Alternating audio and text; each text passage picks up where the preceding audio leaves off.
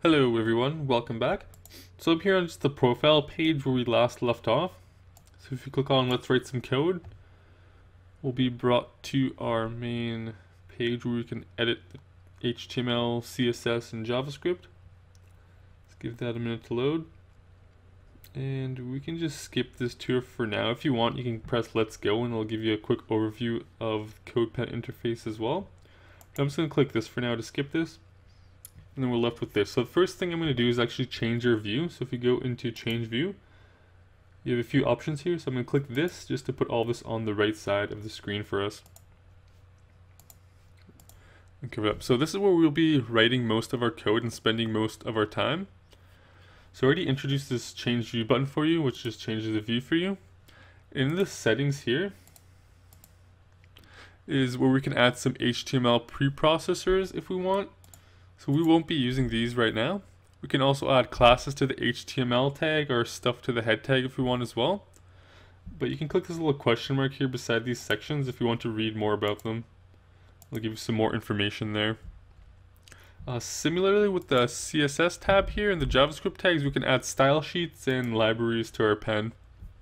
The behavior tab here lets us change things like the width, indent, autosave, things like that. We can actually give our pen a description here if we want and give it some tags here. So we'll just give it a title as well here. We'll call it something like your location app for now. And the description can be a simple web app that shows the user their current location. That's good enough for now. So let's just save and close this like that. Alright, and inside the HTML section, we can add our HTML tags. I'm just going to expand this a bit and then zoom in for you. So let's start off with something simple. Let's create an h1 tag and write something in here like hello there. And if I zoom back out for you, you'll see that it automatically appears here for you. So whatever you type here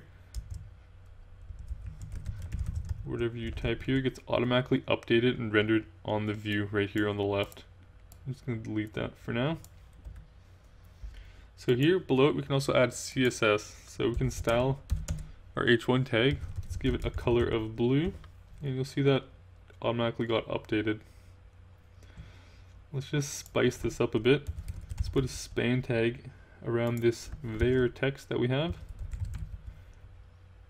And we'll give this an ID of green. As you might have guessed, we can select here.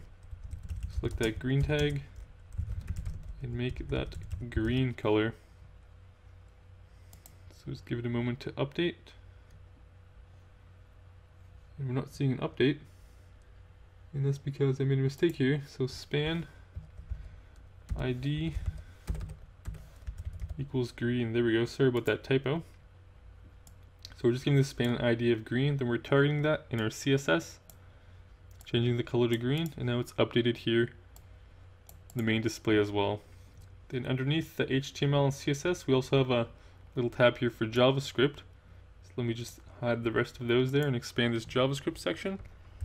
We can write our JavaScript code here. So we'll do document dot get element by ID, for example. So let's grab that ID we created earlier, that green ID. We'll change the inner HTML, set that equal to, just make it U. So now you can see it changed from hello there to hello you. So we have these three tabs, HTML, CSS, and JavaScript that we can play around with. So there you go. You can write whatever you want in these three boxes and it gets rendered live for you right here.